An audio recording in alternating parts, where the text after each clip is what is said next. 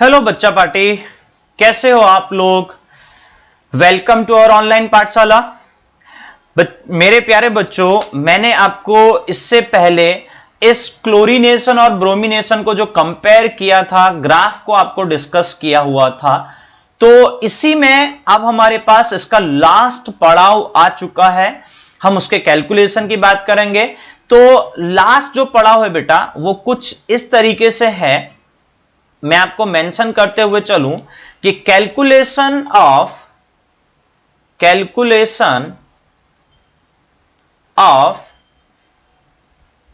Expected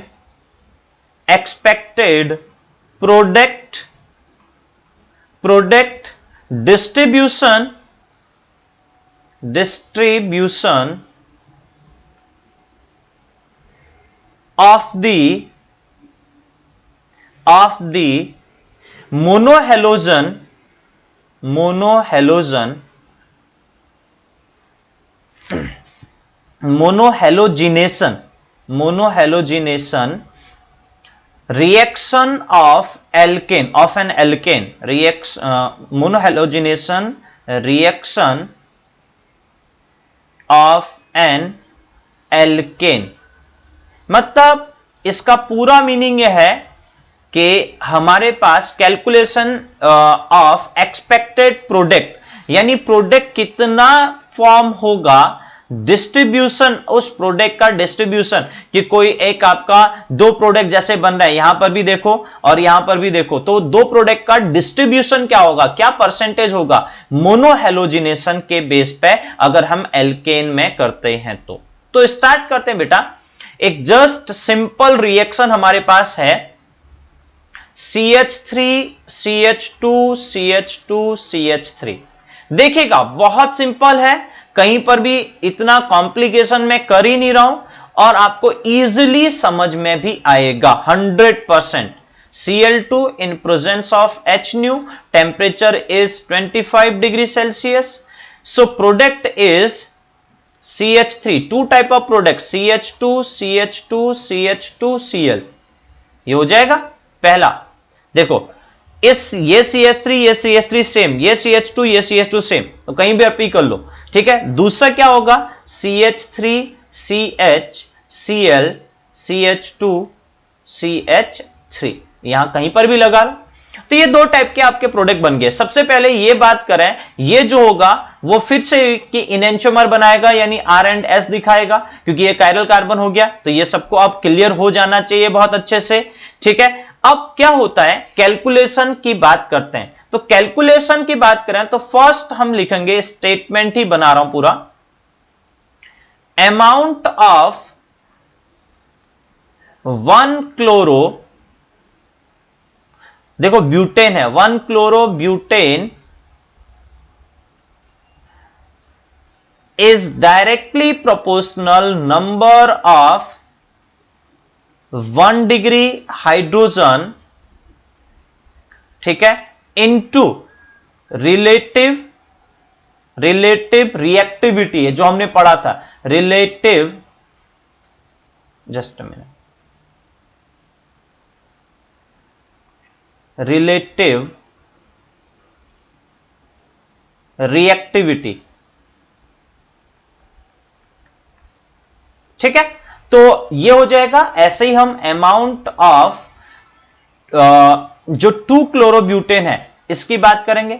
2 chlorobutane is directly proportional number of 2 degree hydrogen into relative reactivity, और ये हमने पढ़ा हुआ है, तो कहीं पर कोई डाउट नहीं होना चाहिए। तो मैं फिर से लिख रहा हूं यहां पर, relative reactivity is equals to 3 degree hydrogen is to 2 degree hydrogen is to 1 degree hydrogen is equals to 5:3। ये याद हो जाना चाहिए, बहुत इंपॉर्टेंट है। 5:3.8:1, ये हमारे पास उसका रिलेटिव रिएक्टिविटी का ऑर्डर होगा।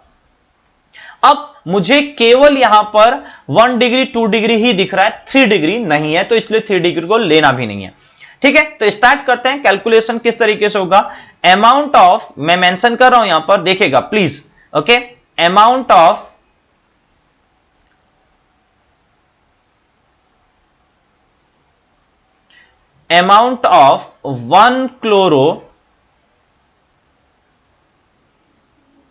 One chloro butane divided by amount of 2 chlorobutane is equals to number of 1 degree hydrogen into relative reactivity of 1 degree hydrogen divided by number of 2 degree hydrogen into relative reactivity. So number of 1 degree hydrogen 3 यहां पर 3 यहां पर 6 into relative reactivity कितना है 1 degree का 1 divided by 2 degree के लिए हम देखें यहां पर तो 2 डिग्री के लिए कितना हाइड्रोजन है 2 to 4 इंटू रिलेटिव रिएक्टिविटी कितना है 3.8.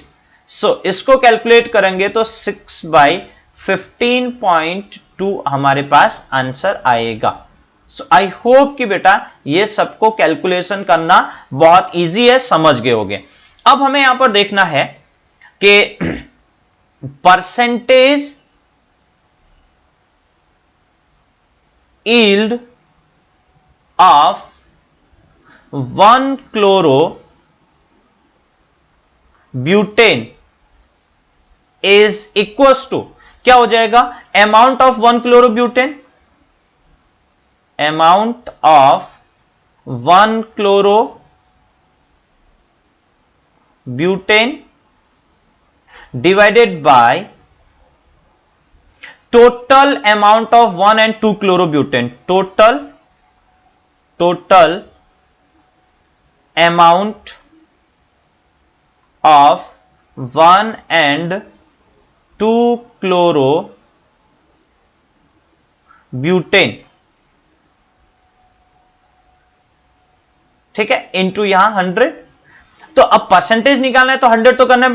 अमाउंट ऑफ 1 क्लोरोब्यूटेन कितना था बेटा, अब देखो 1 क्लोरोब्यूटेन हमारे पास 6, ठीक है, और टोटल कितना हो जाएगा 6 + 15.2 इंटू 100. तो ये हो जाएगा हमारे पास टोटली आपका आंसर आएगा, इसको सॉर्ट आउट करोगे ये आ जाएगा आपका 21.2 और ये 28.30. ये मैं फाइनल आंसर आपके सामने लिख दे रहा हूं, आप कैलकुलेट कर सकते हैं 30%. इसी तरीके से अगर मैं लिखूं यहां पर परसेंटेज यील्ड ऑफ 2 क्लोरोब्यूटेन, तो वो क्या हो जाएगा, अमाउंट ऑफ 2 क्लोरोब्यूटेन. तो अब फॉर्मूला क्लियर रहेगा, उसी तरीके से होगा.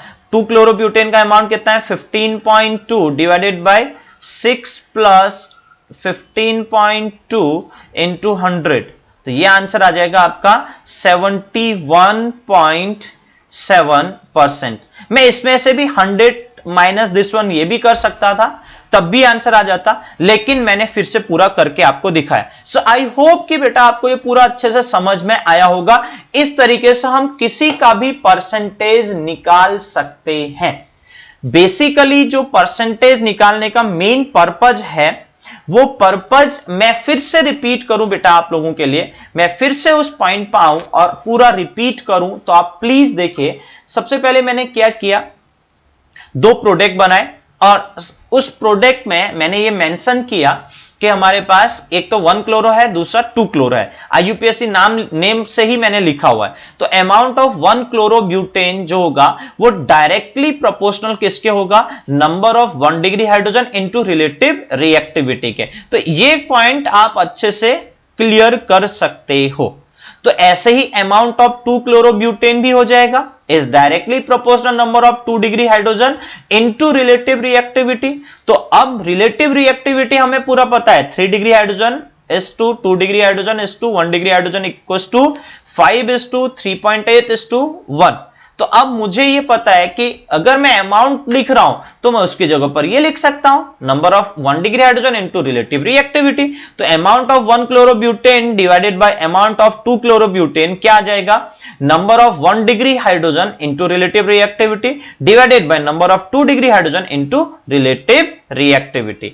तो इक्वल्स टू 6 इंटू 1, तो 6 क्या थे, 3 यहां पर 3 यहां पर 6, और रिलेटिव रिएक्टिविटी कितनी है 1, तो 6 इंटू 1 डिवाइडेड बाय 4 इंटू 3.8, 4 कहां पर 2 यहां से 2 यहां से, तो 4 इंटू 3.8, तो यह आ जाएगा 6 बाय, ये अलग भी निकाल सकते हो आप, मैंने ऐसे किया बेटा, आप अलग से निकाल सकते हो, अमाउंट ऑफ 1 क्लोरोब्यूटेन के लिए अलग से निकाल सकते हो 6, 2 क्लोरोब्यूटेन के लिए, मैंने तो यहां पर डायरेक्टली इस तरीके से कर दिया ताकि आपको दोनों समझने के लिए जी रहे।